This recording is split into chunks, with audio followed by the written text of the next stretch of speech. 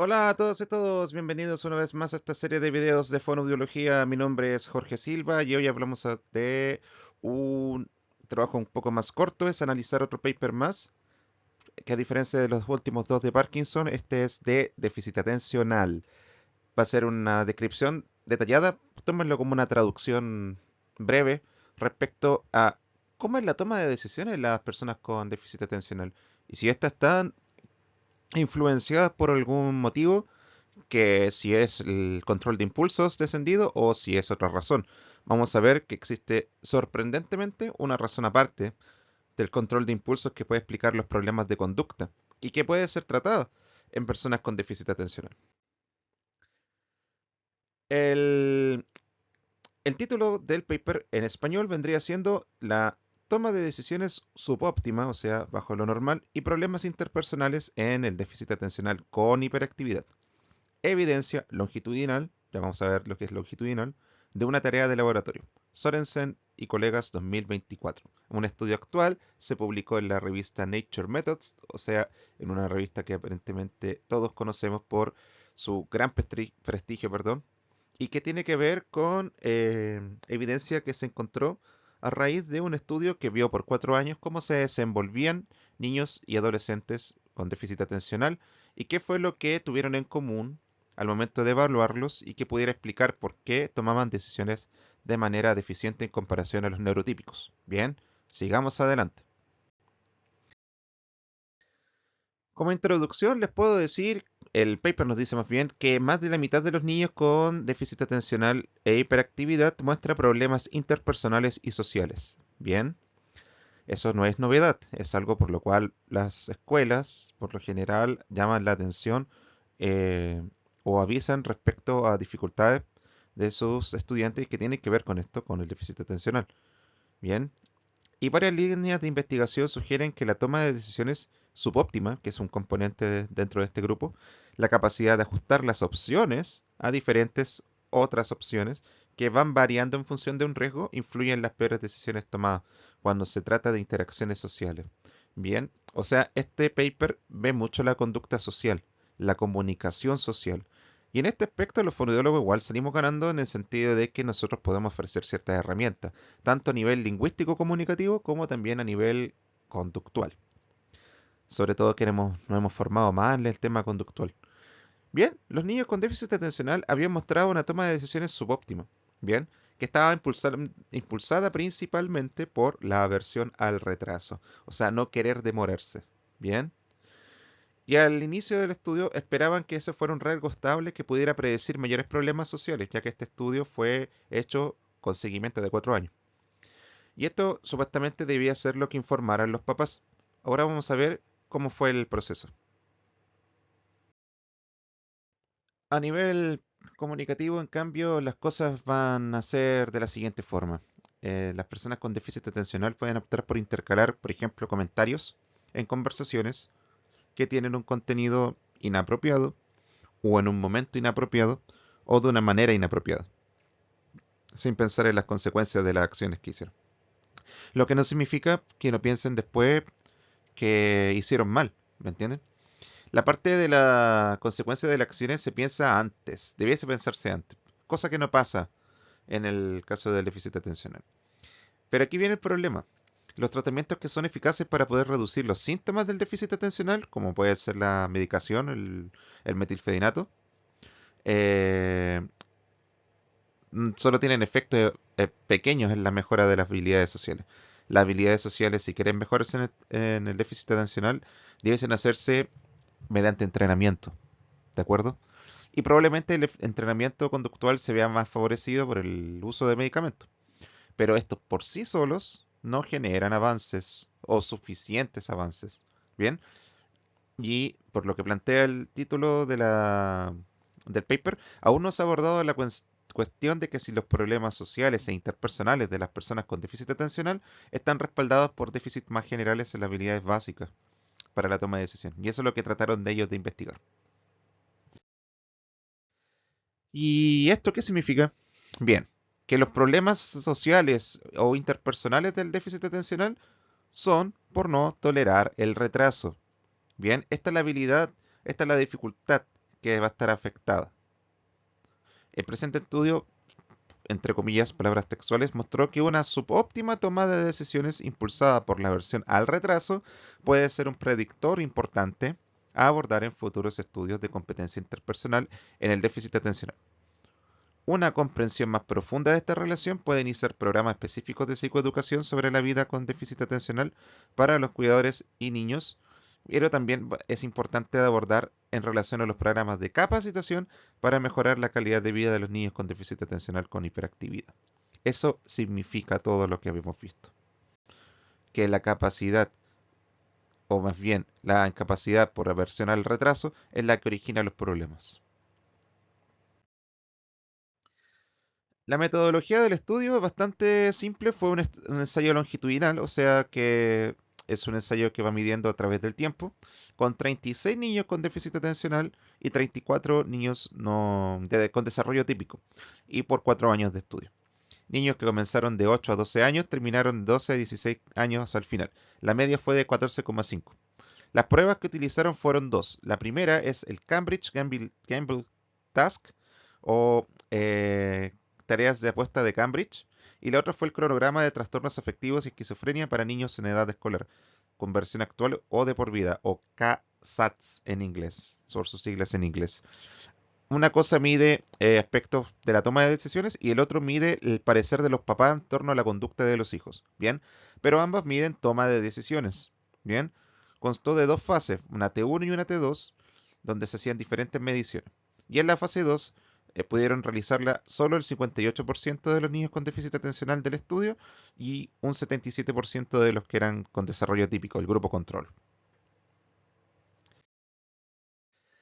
¿Cómo hicieron esto de la toma de decisiones subóptima? Utilizaron entonces ítems de esta prueba del CGT, que son cuatro. El primero tiene que ver con el ajuste del riesgo. El ajuste del riesgo lo definen como la dificultad para poder ajustar las decisiones de acuerdo con el nivel de riesgo, aprendiendo de las elecciones anteriores. O lo que nosotros pensábamos al escuchar la canción, tropecé de nuevo con la misma piedra. Esto es muy similar, la capacidad de no seguir tropezando con la misma piedra. Y en el caso de la aversión al retraso, y ojo con esta habilidad porque es la más importante, la elección de la opción menos retrasada en lugar de la opción con el mayor rendimiento. Esa es la aversión al retraso. Va a utilizar la opción que es menos, que es más rápida y no siempre va a ser la de mayor rendimiento. Bien.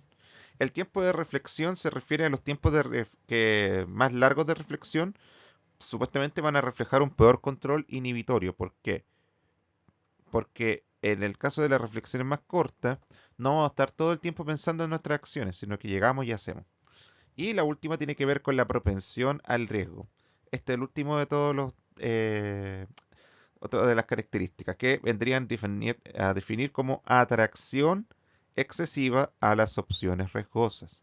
Esa es la propensión al riesgo. ¿Cuál de todas estas variantes, o si todas las variantes son importantes? Eso es lo que vamos a ver ahora. Resultados. Los resultados vieron que los niños con déficit atencional que permanecieron en el estudiante 2 no mostraron diferencias significativas en las puntuaciones de la CGT. O sea, por más años que pasen, seguirán teniendo las mismas puntuaciones. Y el coeficiente intelectual a escala completa o los síntomas de déficit atencional en T1 en comparación con sus contrapartes que abandonaron los estudios siguen siendo iguales. Bien, en la comparación de rendimiento, en cambio, el grupo de déficit atencional mostró un peor ajuste del riesgo en comparación con el grupo de control. O sea, siempre van a tener problemas con el ajuste de riesgo, tanto en T1 como T2. Una mayor aversión al retraso va a estar principalmente en T1 y una mayor propensión al riesgo, que era la última de las variables, solo en T2. Digamos que esto tiene que verse influenciado por los cambios de conducta que se ven en la adolescencia, una mayor cantidad de propensión al riesgo. Pero en el caso del TDA esto es aún mayor. Ahora, la propensión al riesgo no explicó los problemas. No se observó ningún efecto significativo, ni en los tiempos de reflexión, ni en el inicio, ni en el seguimiento. Mientras que los tiempos de reflexión se correlacionaron altamente entre los dos puntos temporales en toda la muestra, y en ambos subgrupos, lo que significa que la propensión al riesgo no explica los problemas que se relacionan con el déficit atencional en el estudio.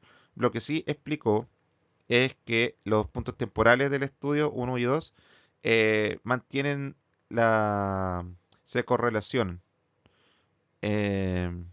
altamente entre esos puntos, lo que significa que si tú midiste en T1, es muy probable que obtengas resultados similares en T2.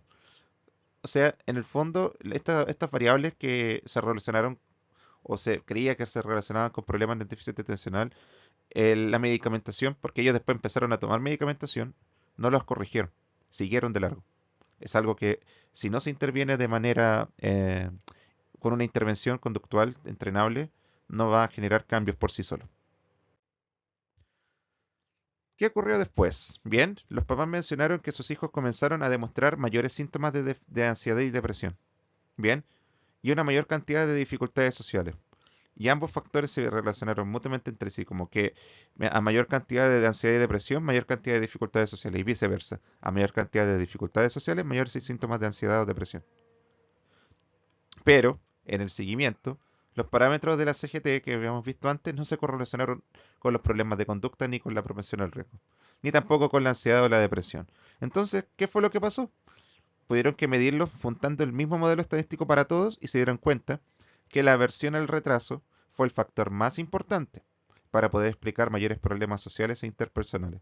O sea que la aversión al retraso de todo el resto de factores era el que podía explicar por sí mismo estos factores, o al menos se correlacionaba altamente con problemas sociales e interpersonales.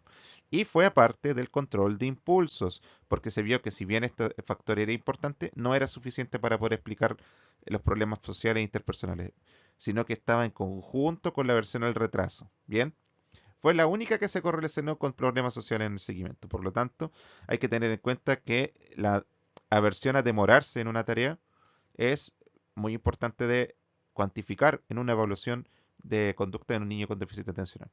Ninguno de estos parámetros del CGT al inicio del estudio predijo problemas de conducta o de ansiedad. Bien, ya vamos a ver que ni siquiera la inteligencia ni la memoria de trabajo tuvieron que ver. Y en el caso de las dificultades sociales, se indica que en estos problemas están predichos por las dificultades para adaptarse dinámicamente a las condiciones contextuales cambiantes de una situación, lo que significa que los problemas tienen que ver con la incapacidad para poder tener paciencia en adaptarse a estas dinámicas, porque son o muy cambiantes, o representan un mayor estrés, o representan sufrimiento en el sentido psíquico. Pucha, hay muchas cosas que pueden ver, pero el tema está que si hay demasiadas condiciones contextuales dinámicas cambiantes, eh, la versión del retraso va a hacer que se elijan o se tomen decisiones que no van a ser las mejores. Por último, tenemos entonces que la predicción de la versión del retraso no se explicó por un peor control inhibitorio, que es lo que siempre se piensa en el déficit atencional, o por el nivel de inteligencia, o por la capacidad de memoria de trabajo. Se explicó simple y llanamente porque en el déficit atencional existe una intolerancia al retraso. Tampoco covariaron en el estudio original con una toma de decisiones subóptima cuando se evaluaron las diferencias grupales entre los niños con déficit atencional y los niños de control. O sea, si bien estas cosas que habían de los ítems del CGT existieron, solamente el de aversión al retraso se pudo correlacionar fuertemente con los problemas a futuro que iban a tener los niños. Así que como resumen, los niños, niñas y adolescentes con déficit atencional a veces toman decisiones apresuradas, no porque les falte control, o inteligencia o memoria de trabajo, es más bien porque tienden a evitar las demoras. O sea, es un tema principalmente actitudinal que se puede trabajar. Por ejemplo, en el caso nuestro, en el tema educativo, eh, en el estudio se vio que los tiempos de reflexión más largos eran los que afectaban más, no los tiempos de reflexión más cortos. Y esto tiene que ver porque mientras haya tiempo de reflexión más largo, la persona va a demostrar un mayor número de oportunidades en donde manifiesta aversión al retraso. Bien. Y lo que hacen para poder mantener la aversión al retraso es enfocarse en otra tarea que por lo general es inapropiada.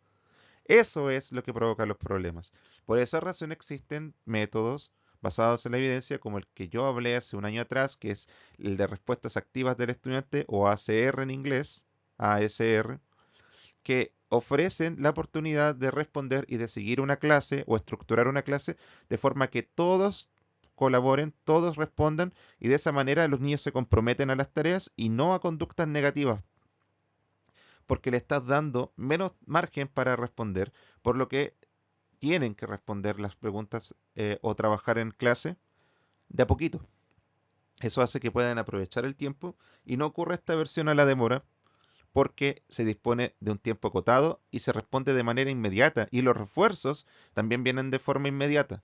Lo que estamos haciendo en el fondo es un reforzamiento de un estímulo diferenciado, que en análisis de conducta vendría siendo un RDO. Cuando yo hago un reforzamiento diferenciado, yo favorezco la aparición de una conducta que es completamente incompatible con otra que yo deseo extinguir. Ese es el punto. Y eso pasa, por ejemplo, con la aversión al retraso. Si tengo un niño con déficit atencional, es muy probable que tenga aversión al retraso, lo que significa que las tareas que yo haga con él deben ser rápidas y deben haber mecanismos que hagan que los niños respondan rápido, pero también puedan hacer un discernimiento sobre cuál respuesta es la correcta, para que al momento de hacer una retroalimentación, ésta sea de inmediato y el refuerzo se dé de inmediato. Por eso trabajamos de esa forma con déficit atencional. Y lo otro es que en una situación comunicativa, eso puede ir mejorando a medida que nosotros enseñemos habilidades lingüísticas que tienen que ver, por ejemplo, con peticiones de quiebre y de reparación, peticiones de repetición, con la toma de turnos, con la mantención del tópico, pero no siempre es toma de turno. A veces pensamos que la pragmática es eminentemente toma de turno y eso no es cierto. Todo lo que rodea la comunicación se entrena también, no solo desde un punto de vista comunicativo social, sino que también lingüístico. ¿Bien? Es ahí donde entra la magia y donde un fonoaudiólogo o fonoaudióloga tiene que empezar a hacer su trabajo en torno a ciertas habilidades que yo puedo ofrecer al niño para que se desempeñe de mejor forma y su comunicación se vea lo más enriquecida posible. ¿Bien? Recuerden, los niños con déficit atencional toman decisiones apresuradas no porque les falte control o inteligencia o memoria de trabajo, es porque tienden a evitar las demoras. Esta es la referencia. Sorensen y demás colegas fue el primer estudio que evaluó un factor no causal, pero sí con fuerte correlación para explicar por qué los niños con déficit atencional toman decisiones de manera subóptima. Eso sí de todo. Espero que estén para otro próximo video. Muchas gracias por vernos. Que estén muy bien. Chao, chao.